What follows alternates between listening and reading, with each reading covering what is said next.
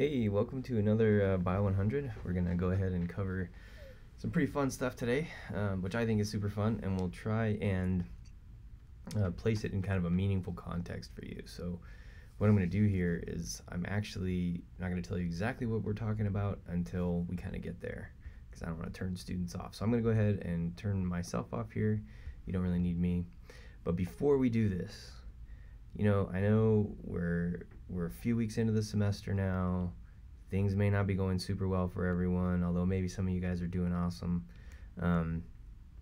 So what I want to do is just take a second and show you this.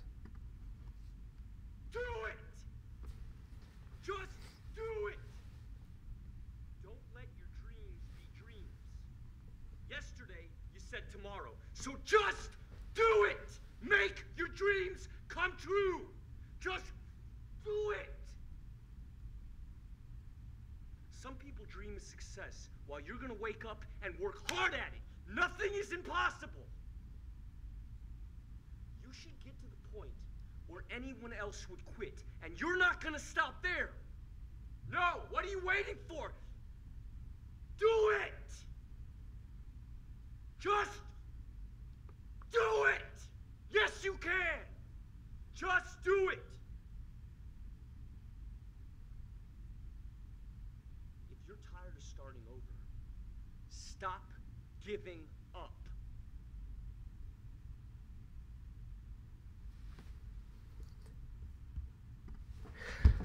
I don't know why I enjoy that so much, but I do, and I hope you got something out of it. Definitely, if you're feeling down this part of the semester, don't give up. Keep pushing, and it's all going to work out. Make a schedule, keep up on your classes, and everything's going to be just fine. Just do it. Okay, so jumping into some of headlines in the news over the last few years. Neanderthals, it appears, were human too, or this is what some of the evidence comes to. And what we're finding is that in 2013 there was a big paper that came out that showed that there was a lot of evidence that within the human genome we carry Neanderthal genes, and those genes were likely what allowed us to come out of Africa and start to colonize the rest of the world. And then in 2015, they actually found a hybrid fossil, an individual that was 50% Neanderthal and 50% human. And then about a year ago, this is just last month, it's a little out of date, but about a year ago, they found a hybrid between a Denisovan and a Neanderthal. Now, Denisovans are individuals from Asia, and they're not exactly sure what they looked like or who they were, because they've only found bones of these individuals, but they've been able to sequence the DNA from these individuals, and they know that they are separate from Neanderthals and humans, but they are exceptionally close to us evolutionarily. So kind of interesting to think about this, and to figure out a little bit about our evolutionary origins. So there's also research coming out that shows that there are ancient viruses in our genes that actually may play a role in addiction. And I know some of us are confronted with addiction all the time around our homes, even maybe us individually. But having a biological understanding of where addiction comes from can actually be a very powerful way to overcome it. Some other information here. So in July 2018, UK scientists are given the go-ahead to genetically modify human embryos, and this was done essentially. This bioethics committee said that changing the DNA of a human embryo could be done if it was morally permissible, if it's in the child's best interest. So what they're saying is you can't create a blue-eyed child, but if you have two parents that their children are highly at risk for any sort of disease, that embryo could be modified so that disease would not happen in the child. So these are all things that this is just the start, and these are all things that you guys are going to deal with within your lifetime. And it's definitely something to think about really carefully to figure out where you stand ethically and what should be allowed. All right, So today we're going to actually talk about DNA, mitosis, and meiosis. And I know you guys have heard of mitosis and meiosis before, and for some of you, it's probably been a challenge. But hang in there, okay? Hang in there with me. Just stick with me for a few minutes. We'll try and make it interesting. Okay, so what do you think about DNA? And then what do you think about mitosis and meiosis? So a lot of you are probably like, well, DNA is pretty cool, you know, it's really powerful, you can solve crimes with it, you can do things like that. Well, how does it relate to mitosis and meiosis? So if we were in the classroom setting, we would do an activity where everyone would count off 1 through 10. And then what we would do is we would start to talk about the relationship between DNA, mitosis, and meiosis like this. What I would do is I would have I would have 1 through 4 in the classroom stand up, okay? And that would represent approximately the number of people in our class that would get cancer. So about 40% of Americans will get cancer in their lifetime. And then I would have 1 and 3 sit down, and then that would leave us with about 20% of our class that's going to die from cancer.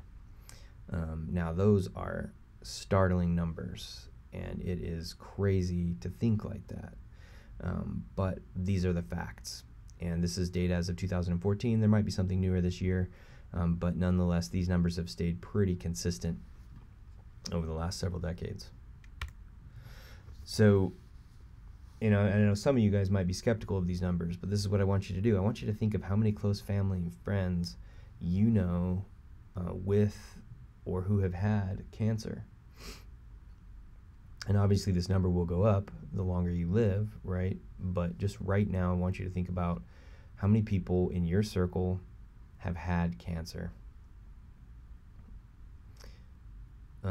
And we would actually go through this as a class, right? And a lot of you guys have had upwards of 10 or even a dozen people in your inner circle who have had cancer. And especially if they're family members, this is something to be concerned about. So I actually have a large amount of cancer in my close relatives. My grandfather died of it. My other grandfather didn't die of, he had prostate cancer. He didn't die specifically of that. He was pretty, you know, he's 90-something years old. But then my mom passed away from cancer not too long ago, and my dad as well had a form of cancer that he has had treated successfully, luckily. So there are a lot of people around us that have cancer, and if you think about it hard enough, you probably realize that these numbers are pretty accurate. Okay, so we all remember 9/11. We just celebrated this a few weeks ago, and what's interesting is that people who worked in and around the buildings of 9/11 and who lived around with the epicenter of it have much higher rates of cancer than individuals who did not live around it. And these cancers were related to contaminants in the air, so they were respiratory, as you can imagine. So there are 54 different types of cancer. These are throat, esophageal, lung cancers. This didn't include things like brain cancers, pancreatic cancers, or prostate cancers, which are not thought to be related to respiratory issues, although they potentially could be. And then what is related? So if you lived within a 1.5-mile radius and you were exposed for 24 plus hours, it appears that the rate of cancer is incredibly high. There's this increase of cancer that's more than the general population in the U.S., and that's statistically significant. So, for example, firefighters who definitely were on ground zero working there, they're almost 20%, 19% more likely to get cancer. And the government was aware of this. So in 2011, the government realized this was probably going to be a problem. They allocated $4.3 billion to pay for health concerns, and this was estimated to last 5 years. But this is what's interesting, right? When you look at this as a biological problem, you know that cancer can sometimes take 20 years to manifest, and it manifests differently in some people than in others, depending on their health, their immune systems, their body's ability to fight the cancer, even the initial phases of it. So this is all really interesting. What is our obligation biologically and ethically to these survivors who gave so much, and in some cases their health, to help at 9/11? Okay, so what are 3 ways that cancer cells differ from normal cells? So we've convinced you that you have a 40% chance of getting cancer in your lifetime. You should probably understand, right? Um, so what are the 3 main ways? I want you to think about it. Do you know this? What are 3 main ways that cancer cells differ from normal cells? Go ahead and think about it.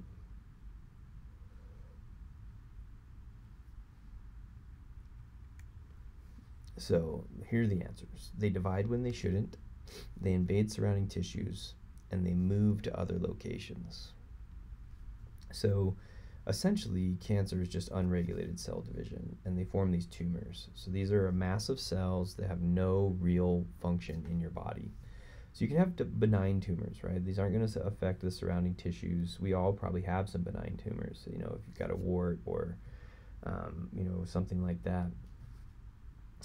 Malignant tumors, these are going to be cancerous. So these are going to invade the surrounding tissues. So that's the real difference. And then these tumors can metastasize. So these cells will break away from a malignant tumor, and they're going to start cancer in another location of the body. And here's a figure that you can kind of go through and better understand these options. But when cells metastasize, they can travel in the body, and they do this through the circular system or the lymphatic system. So I think most of you are familiar with the circular system. You know what that is. But the lymphatic system is really a system that collects fluid that leaks from the capillaries, which is the circular system, right? That leaks from the capillaries. And cancer cells are going to be found in the lymph nodes. So all these little green areas in here, these green circles. And these lymph nodes are areas where they essentially act as a filter, and cancer cells will get in there. And if you find cancer cells in the lymph nodes, it indicates that the cancer has metastasized. So I should say really quickly, some of you who've been around cancer patients and seen them, especially some of the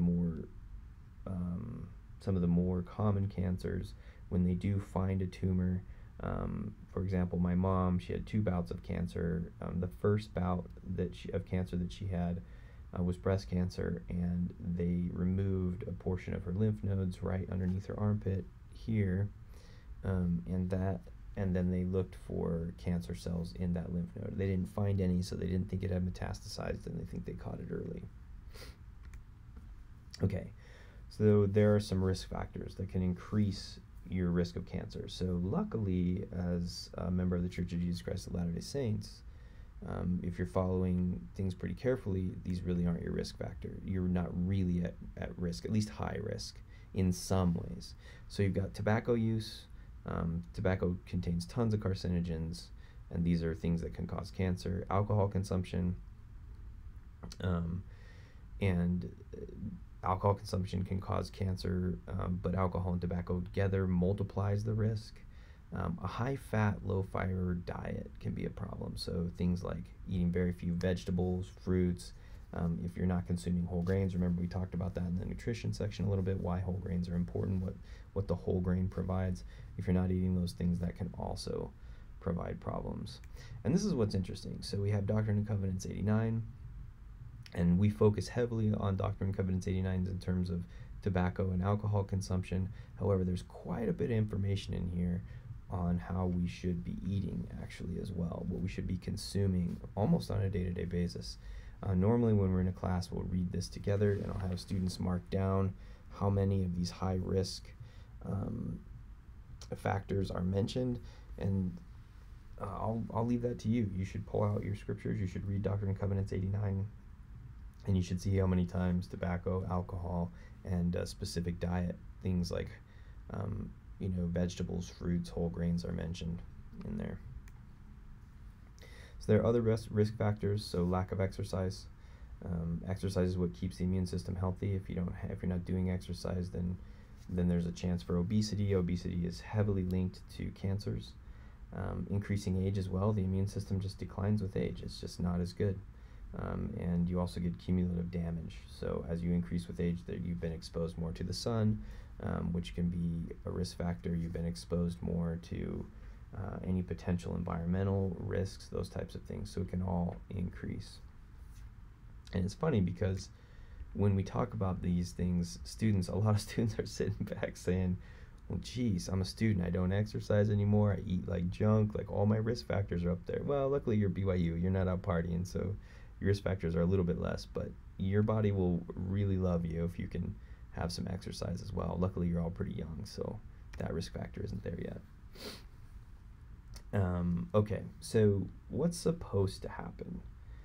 When you have cell division, okay, it's for growing big and strong, okay? So the vast majority of us are probably done growing tall, although there's definitely the ability to increase strength at any point in time for humans. Healing wounds is another one, and routine cycling of cells. So all of us cycle cells, right? Our hair cycles through, our skin cells cycle through, almost all cells in our body cycle. And then it also goes to things like egg and sperm development. So all human beings have egg and sperm development that happens. This leads to new life. Although, do you guys know when the eggs in human females are produced? You should probably look that one up. You might be interested to know the answer to that. Okay, so we have different types of reproduction. You have asexual reproduction, which is only one parent. The offspring are genetically identical to the parent, right? Because there's no input from another parent that can mix anything up. Sexual reproduction, these are gametes are combined from two parents.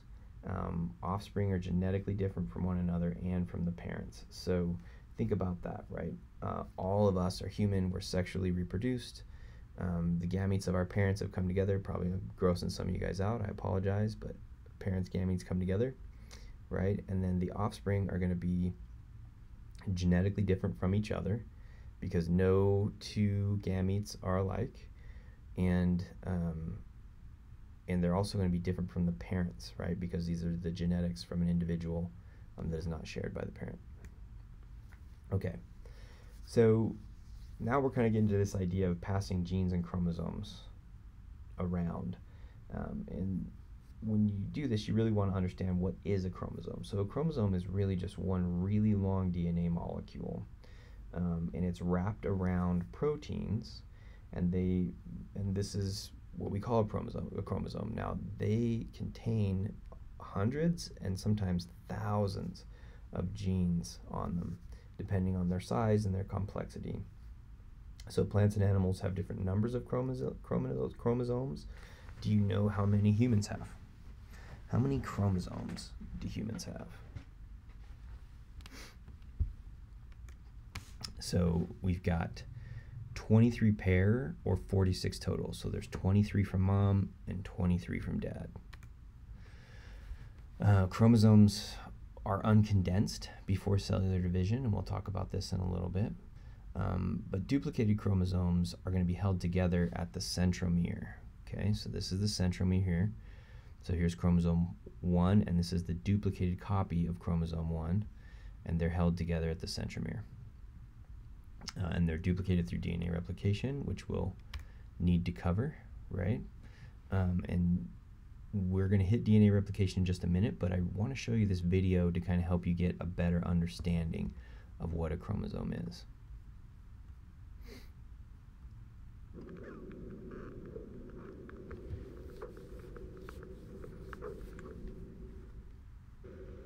In this animation, we'll see the remarkable way our DNA is tightly packed up so that 6 feet of this long molecule fits into the microscopic nucleus of every cell. The process starts when DNA is wrapped around special protein molecules called histones. The combined loop of DNA and protein is called a nucleosome. Next, the nucleosomes are packaged into a thread. The end result is a fiber known as chromatin.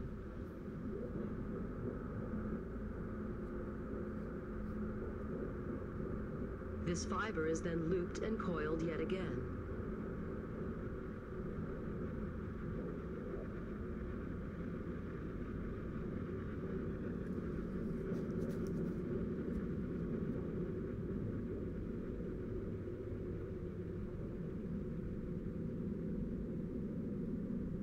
leading finally to the familiar shapes known as chromosomes, which can be seen in the nucleus of dividing cells. Watch closely, you're going to see the cell divide. Chromosomes are not always present. They form around the time cells divide when the two copies of the cell's DNA need to be separated.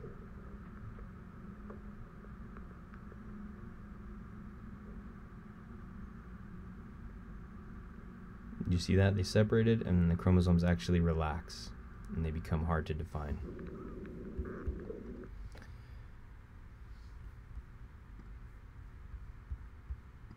So, essentially, a quick recap. Here you have the DNA, right? And it's about 6 feet long for a lot of our chromosomes, okay? But it has to be packed down so tightly that it can fit even smaller into a cell, and then inside of the cell into a nucleus. So what will happen is it gets wrapped around these histones and then supercoiled into this really tight chromosome and then delivered to the cell. So we have these things called karyotype, and karyotype is just a number. It has to do with chromosomes. And when we look at chromosomes, which are really only visible during mitosis because they become very tightly packed so that they can be properly separated into two different cells, you can get in here and you can see this is the paternal copy and this is the maternal copy, right? So this is one pair of chromosomes, but the paternal and the maternal here. And the number and shape of chromosomes can be studied in humans as well as any other organism on the planet. And this is called like karyotype. The karyotype can be studied. Just wait till we get to human evolution. We'll show you some really cool stuff there that I hope you'll enjoy. But humans have 46 chromosomes, as we've talked about, right? Of these 46 chromosomes, we mentioned they're arranged in 23 pairs, one from each parent. 22 pairs are what we call autosomes. So all of this here, 1 through 22, these are all autosomes. And this means that both of the chromosomes have a homolog. Homolog means it's essentially the exact same chromosome, just one from mom, one from dad. But what happens after that is our 23rd pair, or if you want to think of it this way, they are called sex chromosomes. And they can be homologous, and if they're homologous, you'll have XX. So this individual is homologous, and XX is, do you know what gender that results in? It's written right here, right, for females, and the XY is for males. So if they're non-homologous chromosomes at the sex chromosomes, it results in a male. Okay, so some of you guys might have your head spinning a little bit. We've introduced some things here, right? So chromosomes actually look like this, okay? So this chromosome is just like this one right here. These two chromosomes are not attached. These are homologous chromosomes. It looks like they're attached because they've kind of arranged them in these X shapes, but they're not attached, okay? So you have a chromosome that duplicates, and when it duplicates, it attaches actually here at the centromere. And these are called sister chromatids. They are an exact copy of each other, whereas these are not, right? They are the same in that they're chromosome 1, but your mother's copy is not the same as your father's copy. So let that soak in a little bit. Maybe do a little Googling if this doesn't make quite sense to you. If this doesn't quite make sense to you, but it should, right? Try and compare these two figures and see if you can wrap your mind around what's being shown. Okay, so we mentioned that chromosomes are generated by DNA synthesis. Right, and you have something called DNA polymerases. Okay, so this is an enzyme. Think about it, right? We've talked about what enzymes are. And these are specifically formulated to attach A's, C's, T's, and G's, these nucleotides, to open strands of DNA. And so this results in DNA replication. They're going to form covalent bonds between the nucleotides of the new strands and hydrogen bonds between the nucleotides, so A, C, T, and G. So they're going to be hydrogen bonds in here, and they're going to be covalent bonds along the backbone. Okay, here's your double-stranded DNA, and I'll just kind of point this out to you. And this is actually something that may help you think about this. So between A's and T's, you only have 2 hydrogen bonds. Between C's and G's, you have 3. And this is actually really cool for me in my lab. I know that when I'm working with a gene that has a high GC content, I actually need to turn the heat up so that I can break more of these 3 hydrogen bonds. When I work with a gene that has a high AT content, I don't need to turn the heat up so much because there's only 2 bonds to break. So these actually do have biological meaning. Okay, so essentially what happens here is the DNA molecule, right here, here's your DNA molecule. It's going to be split, or you can think of it as almost being unzipped, right? And then inside of it, you're going to add nucleotides. You know, if this is an A, you're going to add a T. If this is a G, you're going to add a C. And this will result in 2 identical daughter molecules with 1 parent strand and 1 new strand. So this is called semi-conservative replication. So here's the parent strand in red, and the new strand shown in purple. And there's some cool animations we have here that we can check out. This one's pretty simple. DNA replication is defined as the process by which an organism's original DNA is used as a template for the production of a new complementary DNA strand. An enzyme called helicase unwinds the original DNA's double helix, creating a replication fork.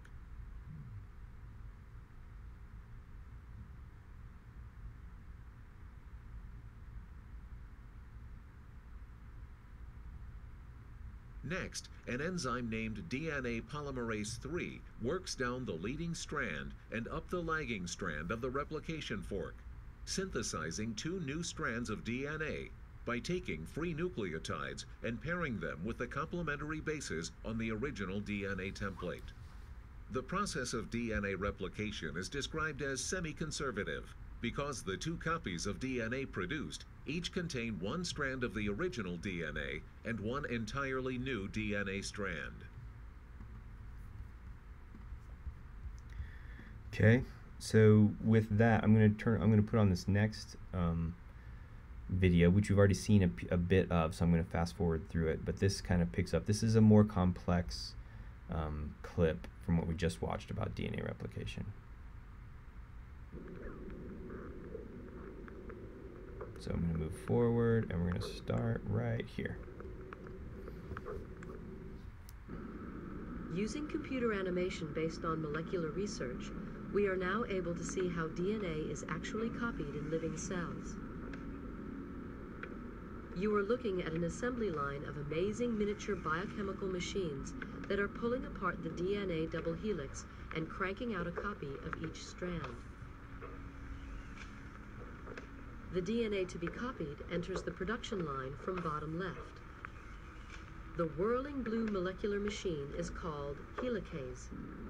It spins the DNA as fast as a jet engine as it unwinds the double helix into 2 strands. 1 strand is copied continuously and can be seen spooling off to the right. Things are not so simple for the other strand because it must be copied backwards. It is drawn out repeatedly in loops and copied 1 section at a time. The end result is 2 new DNA molecules.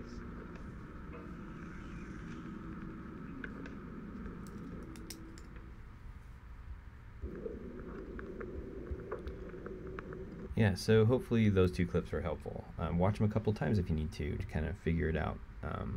But I'm not going to hold you accountable to a high level of information there, but I do want you to understand that DNA polymerases are what drive DNA replication, that it is a very fast process, and that it results in a semi-conservative molecule, DNA molecule. You also probably want to know about helicases and things like that. So just kind of keep it all, kind of keep it in your mind and just kind of be aware of the overall basics for DNA replication. So this kind of brings us on now to the cell cycle. So we've talked about what happens we've talked somewhat about what happens when DNA replication, cancers around mitosis and meiosis, and so now it's time to talk about the cell life cycle. Okay, cell cycle is essentially what we would call the life cycle of a cell.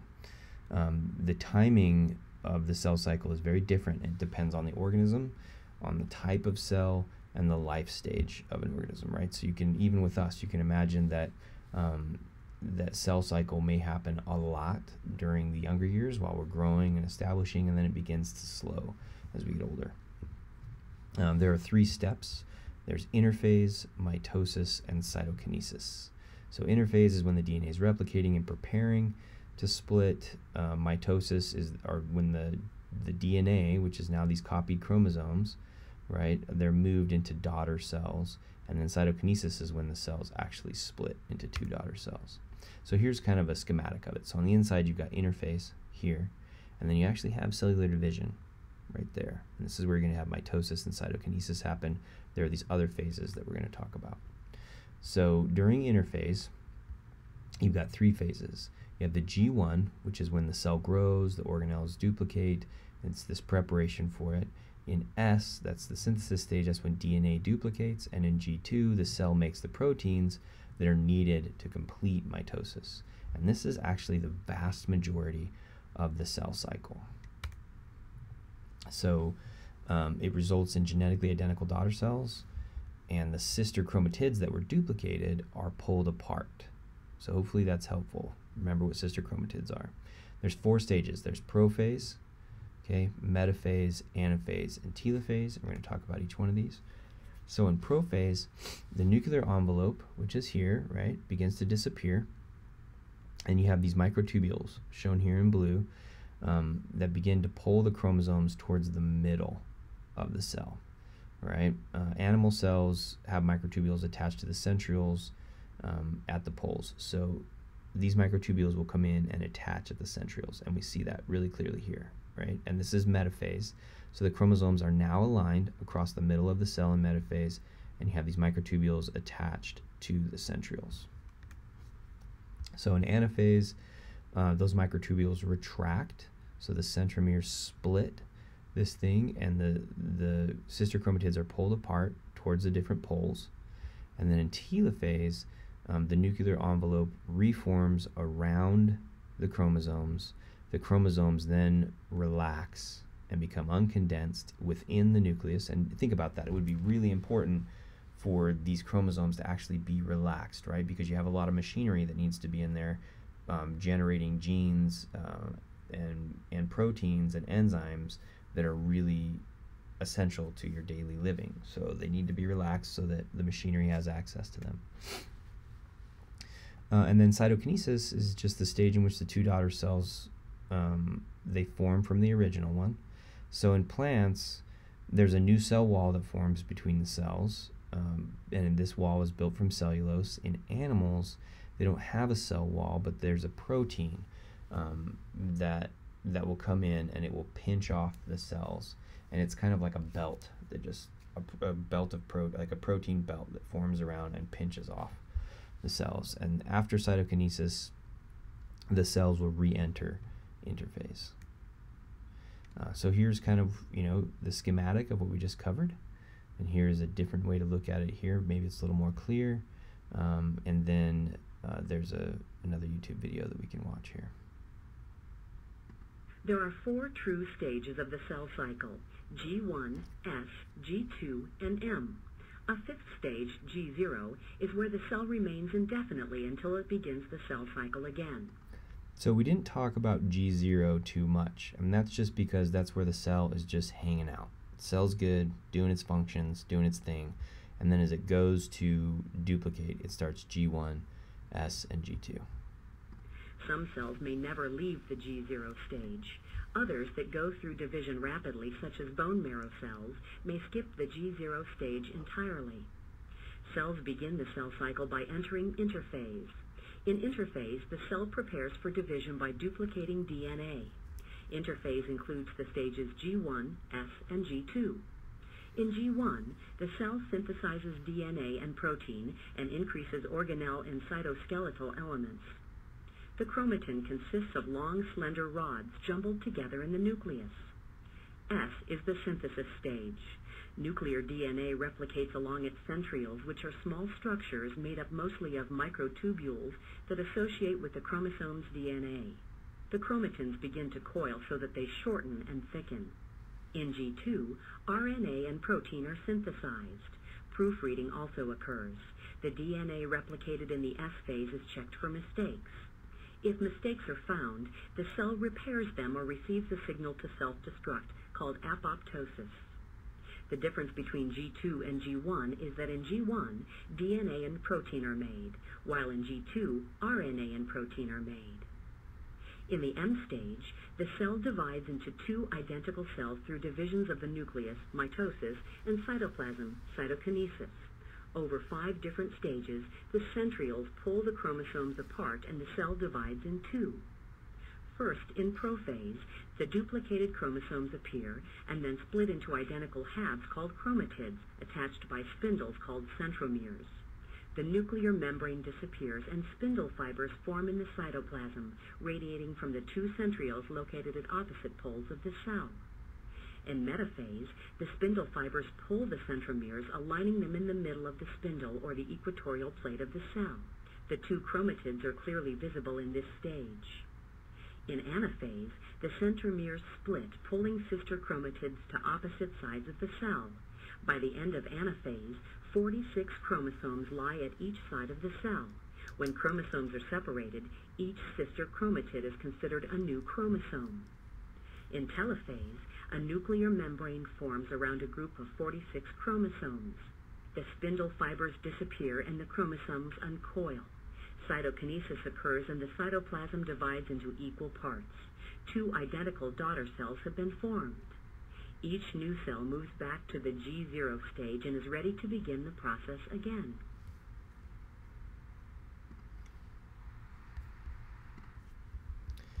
Yeah, so hopefully that was helpful, just to put it all into one big, simple statement from interphase through mitosis. And that'll be it for today. Tomorrow, for the next lecture, we'll start to look at meiosis and compare and contrast with mitosis. And then from there, we get to go into genetics and all sorts of fun stuff. So hang in there. We're getting to the super fun stuff that I think you guys will really enjoy. Hope you're staying safe and have a fantastic day.